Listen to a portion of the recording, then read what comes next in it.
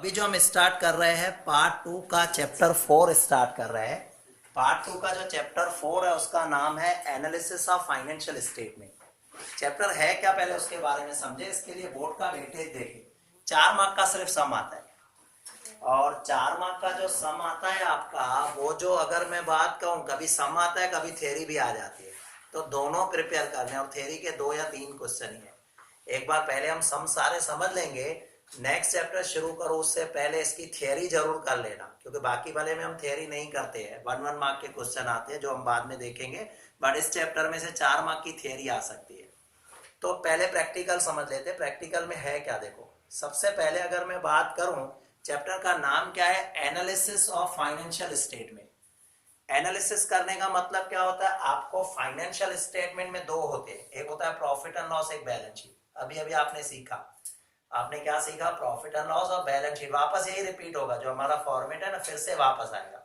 अब इसमें आपने क्या सीखा कि प्रॉफिट एंड लॉस और बैलेंस शीट, उसका एनालिसिस कैसे करें।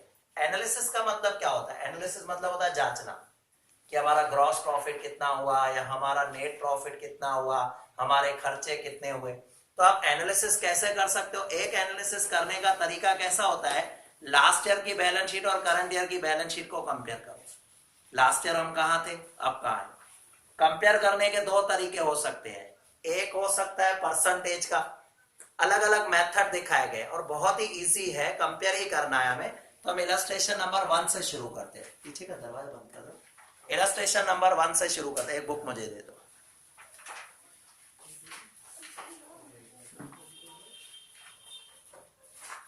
देखो इलस्ट्रेशन नंबर 1, आपका इलस्ट्रेशन नंबर 1 जो दिया हुआ है, आपका दिया हुआ है पेज नंबर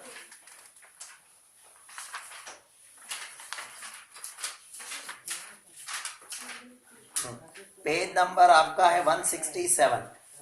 सिर्फ छोटा सा इलस्ट्रेशन है, 3 चीजों को कंपेयर किया गया है। आपको पता होगा ये हमारा प्रॉफिट एंड लॉस है जो कंपनी फाइनल अकाउंट में था, लिखा है prepare comparative profit and loss statement from the following profit and loss statement of Vivekanand limited for the year ended 31 March 2016। हमें क्या करना है, कंपैरेटिव प्रॉफिट एंड लॉस बनाना है, कंपैरेटिव प्रॉफिट एंड लॉस।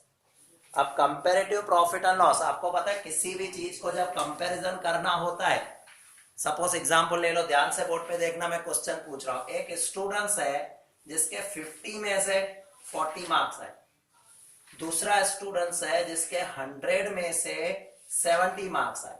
तो ब्रिलियंट कौन हुआ, ये ए और ये बी। ए ब्रिलियंट है कि बी ब्रिलियंट है, ए। क्यों, इसके तो 40 है, इसके 70 है। तो आप कहोगे सर इसके 100 में से 70 है और इसके 50 में से 40, इन दोनों को कंपेयर करना है ना, तो आप इसको भी 100 कर लो, तो इसके 100 में से कितने आ जाएंगे, 80। मतलब एक सिंपल बात है, जब हम कंपैरिजन करना होता है तो हम परसेंटेज का यूज करते हैं।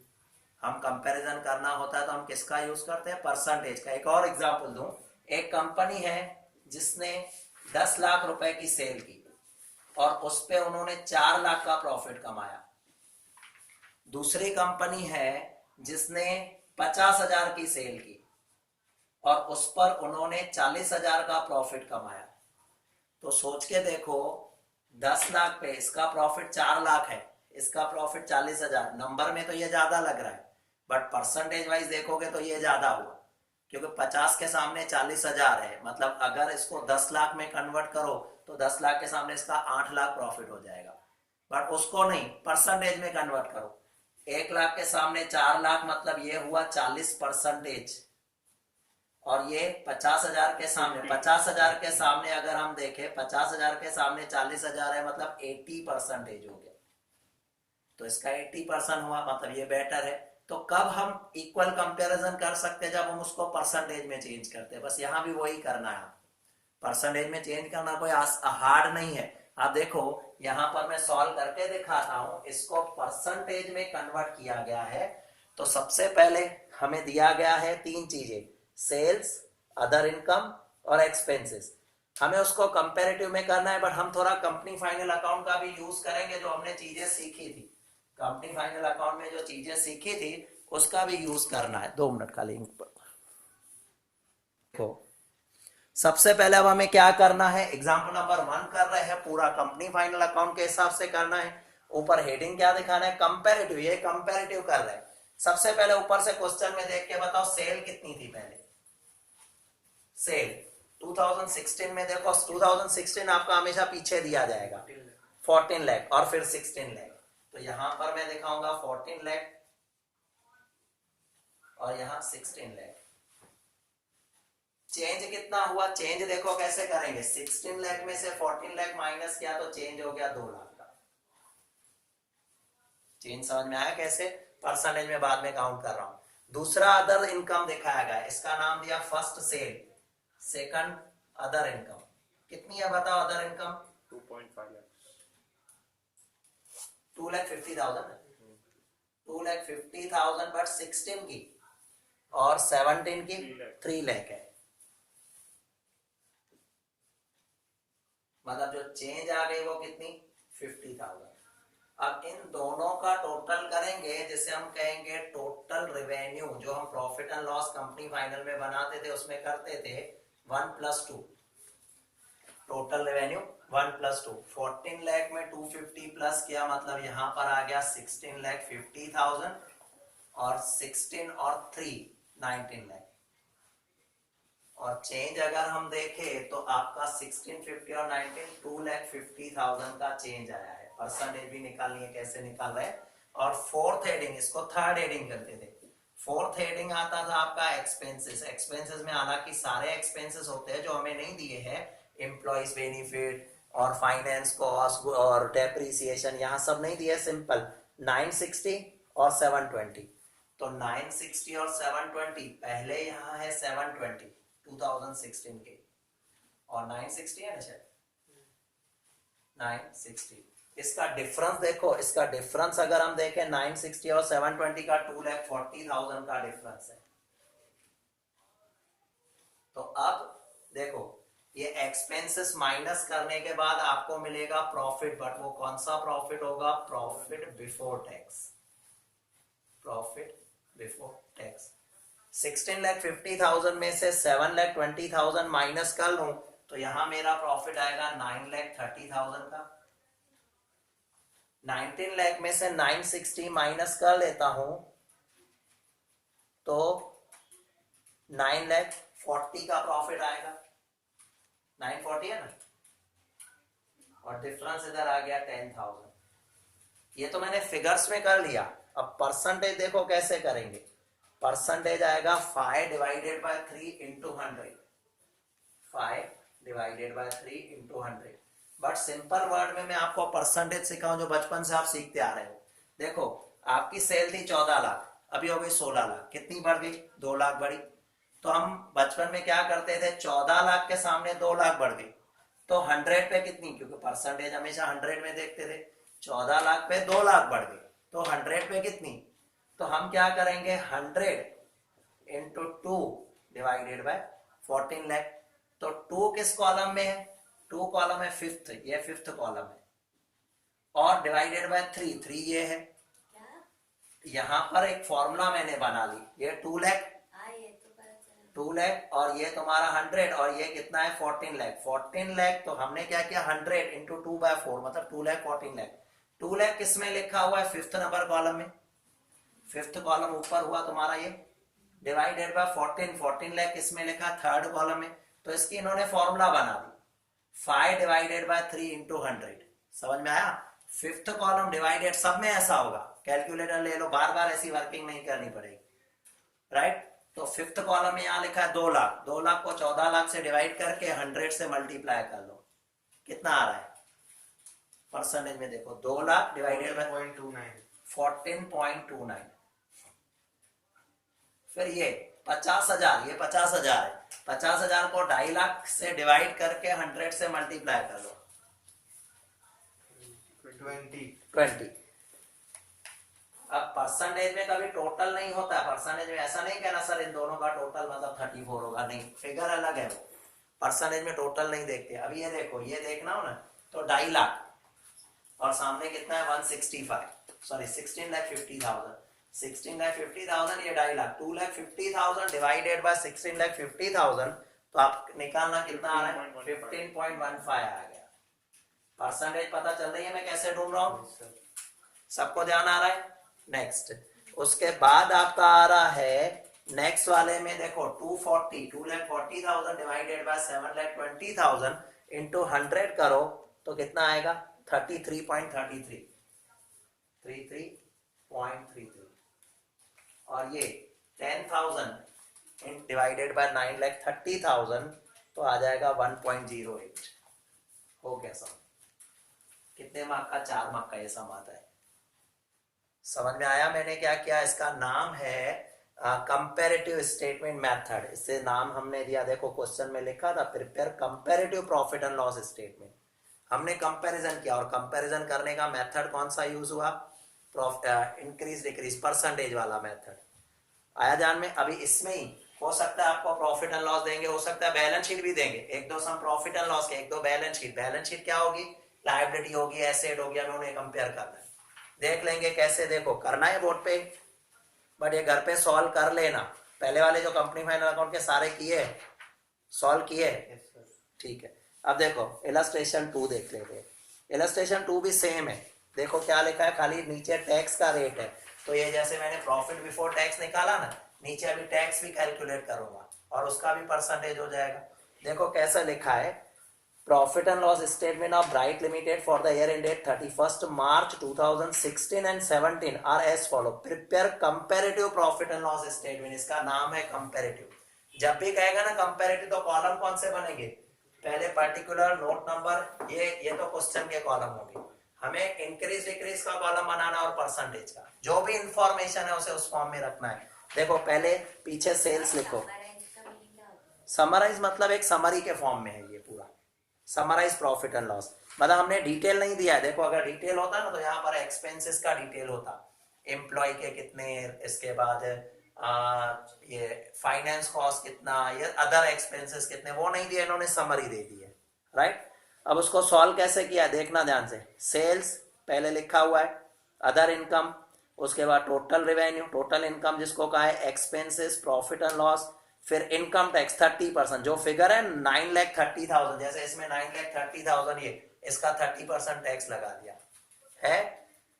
पूरा क्वेश्चन आराम से कर पाओगे, कोई भी कंफ्यूजन, करो मैं सेकंड नंबर, नहीं आ गया। चलो थर्ड पे आ जाओ। थर्ड थोड़ा इससे ज्यादा है, सेम लॉजिक वही है। देखो summarise profit and loss statement of Gujarat limited for the year ended 31st March 2016 and 17 are as follow. Prepare comparative profit and loss. अभी कंपैरेटिव प्रॉफिट एंड लॉस, पहले देखो सेल्स है, अदर इनकम, फिर cost of goods consumed, finance expenses, depreciation और other expenses, ये detail है। मतलब देखो पहले सेल्स आएगी, उस दिन याद होगा प्रॉफिट एंड लॉस बनाया था मैंने, क्लेम तभी कहा था, याद कर लो याद कर लो। पहले देखो बोर्ड पे देखना, सॉल्यूशन मत देखना, पहले सेल और अदर इनकम, ये यहां तक सेम आएगा। हेडिंग लगेगी एक्सपेंसेस, एक्सपेंसेस के बाद पहला पहला आएगा cost of raw material consumed, फिर चेंज इन स्टॉक तो है नहीं, वो नहीं लिखना भले। उसके बाद employees benefit, finance cost, depreciation and amortisation and other expenses. Same to same देखो यहाँ दिया हुआ है, और वही चीजें यहाँ तो वही आएगी, इंक्रीज डिक्रीज आएगा और परसेंटेज। देखो सबसे पहले सेल है, अदर एक्सपेंसेस है, टोटल है, फिर फोर्थ हेडिंग है एक्सपेंसेस, उसमें क्या दिया है, कॉस्ट ऑफ गुड्स कंज्यूम, जो भी नीचे दिया हुआ है same to same cost of goods consume, financial expenses, depreciation, other expenses, तो टोटल बन गया। आ रहा है ध्यान में। टोटल के बाद प्रॉफिट बिफोर टैक्स, उसके बाद लेस इनकम टैक्स, पूरा पूरा सम सेम है। आया ध्यान में। और हाँ, अगर कभी कभी क्या होता है, जैसे कि सपोज माइनस में फिगर आती है तो उसको ब्रैकेट में दिखा है। देखो एक फिगर आप ये देखना, अदर एक्सपेंसेस की चेक कर लो, अदर एक्सपेंसेस की, इसी में फोर्थ आइटम है अदर एक्सपेंसेस। पहले 2 लाख थी, फिर 1,80,000 हो गई। अब यहाँ 2 लाख है, यहाँ 1,80 है, तो हमें क्या करना है, 4 में से 3 माइनस करना। मतलब 1,80,000 में से अगर 2 लाख में माइनस कर रहा हूं तो मेरा 20,000 माइनस में आएगा। और अकाउंटिंग में ब्रैकेट में माइनस फिगर को दिखाया जाता है। मतलब ये मैंने ऐसे ब्रैकेट में दिखा दिया, दैट मीन्स ये माइनस है। माइनस दिखाने के 2 तरीके हैं, या माइनस या ब्रैकेट। आप ऐसे नहीं कर सकते हो बाहर माइनस रखो फिर ब्रैकेट कर दो, वो 2 बातें मत यूज करना, या ब्रैकेट या माइनस। तो यहाँ पर इन्होंने ब्रैकेट दिखा और नीचे नोट करके दिखा है कि जो डिक्रीज वैल्यू है वो ब्रैकेट में दिखाई गई है। सबसे पहले यहां आपको करना हो तो, नहीं तो एक करो, खुद करके देखो, ध्यान आएगा, आ जाएगा करना, करो, चलो थर्ड कर लो। आपको या एक काम करो, फोर्थ खुद करो, फोर्थ है ना, सॉल्यूशन दिया हुआ है, भले खुद करो, फोर्थ एक करके देखो, 5 मिनट में बैठ जाता हूँ, फोर्थ खुद करके देखो तो आपकी खुद की प्रैक्टिस होगी। फिफ्थ नंबर में बोर्ड पे कर रहा हूँ, फिफ्थ नंबर देखो सेम ही है, आपको फॉर्मेट भी बनाओ तो यहाँ पर क्या आएगा, सबसे पहले revenue from operation, revenue from operation, second number में क्या आएगा, अदर इनकम, फिर क्या आता है थर्ड नंबर में, total revenue, total revenue, fourth में आता है हमारा एक्सपेंसेस। अभी एक्सपेंसेस में हो सकता है डिटेल हो तो हम देख लेंगे, तो शुरुआत करते हैं। देखो सबसे पहले आपको दिया हुआ है from the following information comparative profit and loss बनाना है। सेल्स दिखाई गई है 15 लाख और 9 लाख, 2016 की 9 लाख है, तो 2016 ये है 9 लाख और यहाँ 15 लाख। अगर मैं चेंज देखूं तो चेंज भी लिख लेता हूं, 6 लाख का चेंज है, ठीक है।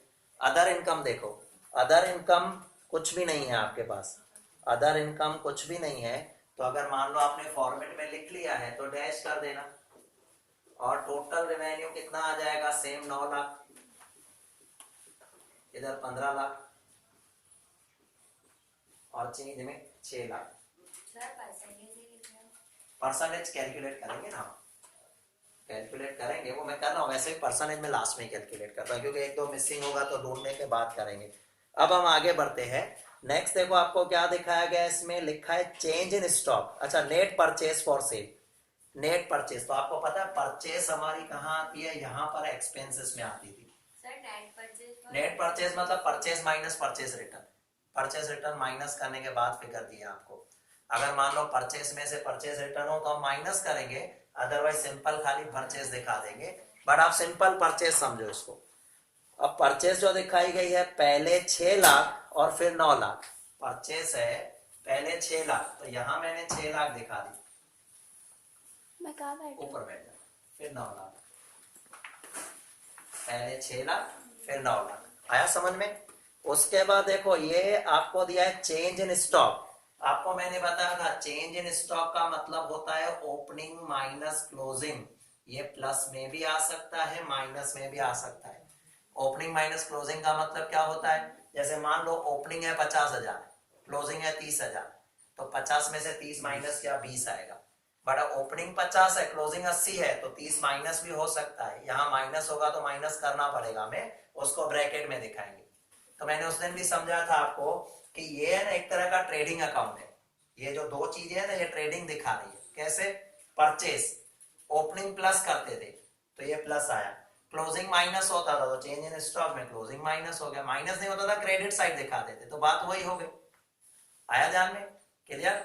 उसके बाद क्या लिखा हुआ है, अदर एक्सपेंसेस है 10%। हाँ मैं बताओ, अच्छा चेंज इन स्टॉक कितना है हमारा 50 और 50 है ना, दोनों में 50, तो ये 50 यहाँ भी 50, और चेंज की बात करें तो डैश, और यहाँ पर 9 में से 6 लाख तो ये 3 लाख, ठीक है। अब सुनना ध्यान से, नेक्स्ट लिखा हुआ है other expenses, other expenses bracket में क्या लिखा है 10%, मतलब 12%। 16 में देखो पहले 12%, 16 में पहले देखना 12% किसका, कॉस्ट ऑफ सेल। तो कॉस्ट ऑफ सेल मतलब क्या होता है, किसको कॉस्ट ऑफ सेल कहते हैं, जो ट्रेडिंग अकाउंट में जितने भी खर्चे आते थे ना, ट्रेडिंग में जितने भी खर्चे वो कॉस्ट ऑफ सेल है। कॉस्ट ऑफ सेल मतलब मैंने जो ये सेल की है उसका खर्चा कितना, उसमें क्या क्या आता है, उसमें ओपनिंग स्टॉक आता है, उसमें परचेस आता है, क्लोजिंग स्टॉक माइनस होता है। इन शॉर्ट अगर यहां के लिए कहूं मैं, इन दोनों का टोटल आपका कॉस्ट ऑफ सेल है, इन दोनों का, परचेस और चेंज इन स्टॉक। क्यों, क्योंकि परचेस हुआ, सपोज एग्जांपल ले लो, मैं आपको एक रफ एग्जांपल के साथ समझा रहा हूं। सपोज मेरी परचेस है 10 लाख, ओपनिंग स्टॉक है 2 लाख और क्लोजिंग स्टॉक है 1 लाख। ध्यान से सुनना, तो कॉस्ट ऑफ सेल कितनी हुई, 2 और 10 12 में से 1 माइनस किया 11, अभी आप क्या करोगे, परचेस दिखा दो 10 लाख और चेंज इन स्टॉक कैसे हुआ, 2 में से 1 माइनस किया तो बचेगा 1, क्योंकि चेंज इन स्टॉक का मतलब क्या, ओपनिंग माइनस क्लोजिंग, तो 1, तो आ गया 11 लाख। तो किसका टोटल किया मैंने, purchase plus opening minus closing, तो उसे चेंज इन स्टॉक को टोटल किया, तो इसका मतलब देखो ये हम देख रहे हैं 6 लाख और 50,000, ये 6.5 लाख हुआ। कितना परसेंटेज देखा है 2016 में, 12%। तो 12% आपने निकाला है ना, यहाँ पर 12% 6.5 लाख का निकालो, कितना आ रहा है 6,50,000, 78 है ना, 78 दिखा दिया। बस यही बात मुझे समझानी थी। उसी तरीके से इसमें 10% है, सेकंड में देखो 10% है, 10% किसका, कॉस्ट ऑफ सेल का, ये 9 लाख, ये 50,000, 9,50,000 का 10% निकालो, 95,000 आएगा। ये परसेंटेज कितने परसेंट, 10% ऑन 950। आपके समझने के लिए मैंने लिखा, चाहो तो वर्किंग में, चाहो तो डायरेक्ट ऐसे दिखा सकते हो।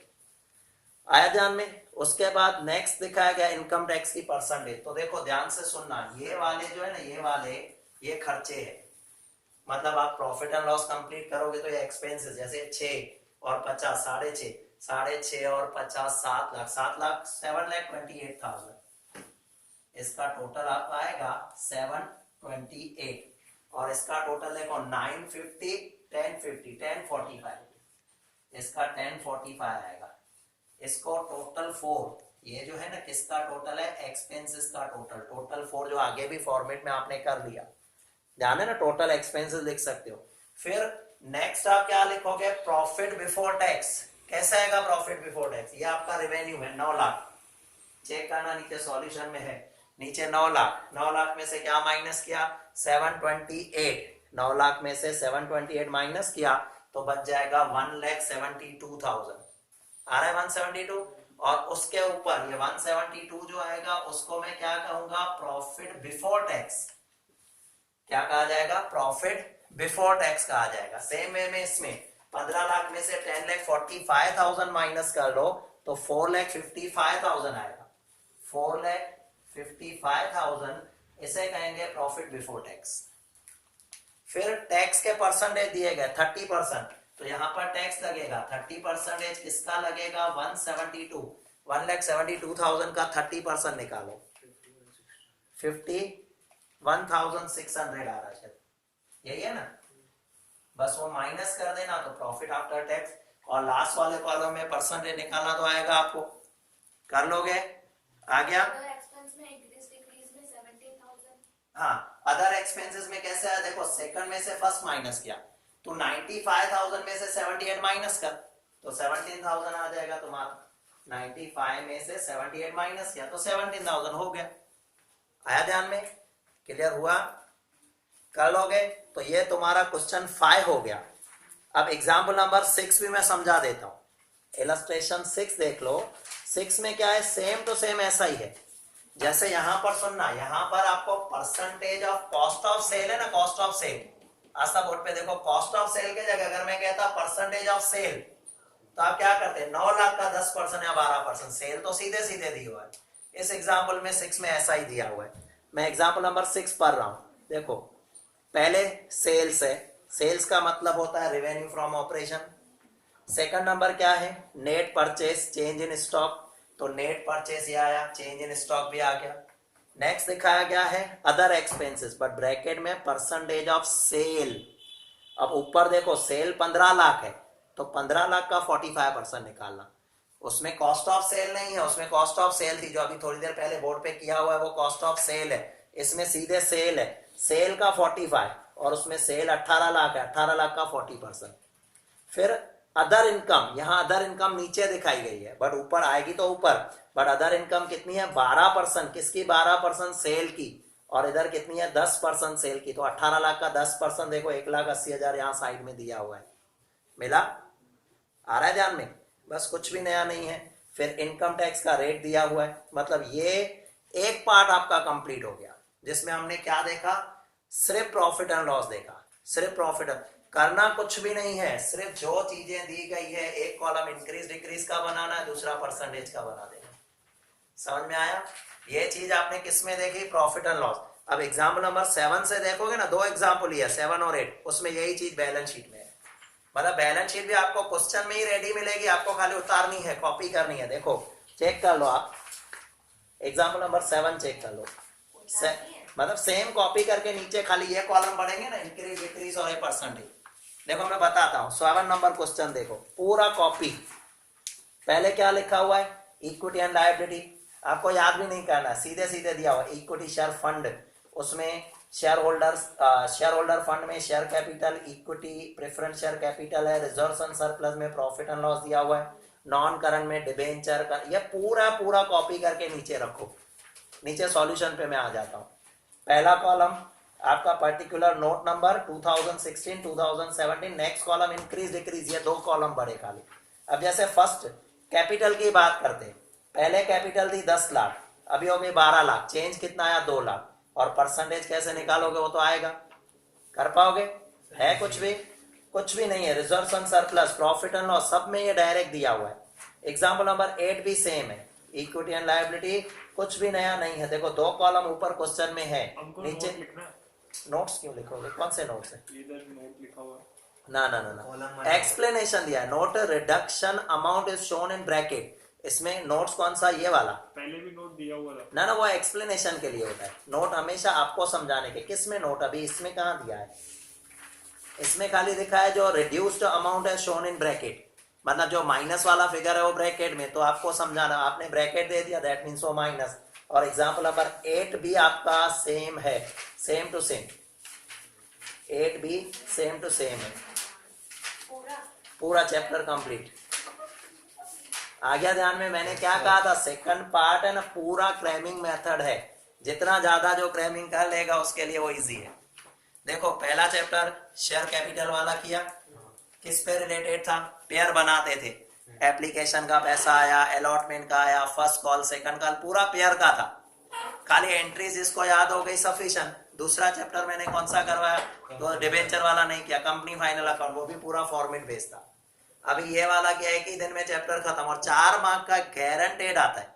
हाँ इसकी थियरी बाकी है, थियरी हम करेंगे समझेंगे, बट आज ये पूरा प्रैक्टिकल कर लेना।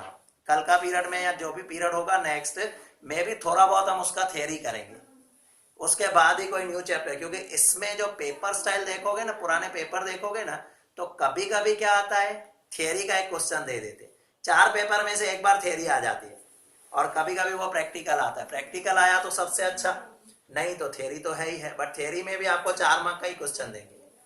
क्लियर? ये चैप्टर कंप्लीट हो गया आपका। अभी इसके बाद जो हमारा नेक्स्ट हम करेंगे ना, 2020 में क्या होता था मुझे आइडिया नहीं लास्ट पेपर का, फिर भी देख लेंगे पुराने पेपर। लगभग तो प्रैक्टिकल है लगभग, बट 1 या 2 पेपर में इसकी थियरी आई है, 1 या 2 पेपर, मतलब हम पूरी सेफ साइड रखेंगे, थियरी भी प्रिपेयर कर लेंगे। और थियरी भी इतनी टफ नहीं है, इजी है। अकाउंट की थियरी वैसे भी इजी होती है, मेन थियरी टफ जो रहती है ना, स्टेट में रहती है। क्लियर? ठीक, चलो बाकी फिर हम नेक्स्ट पीरियड में कर लेंगे।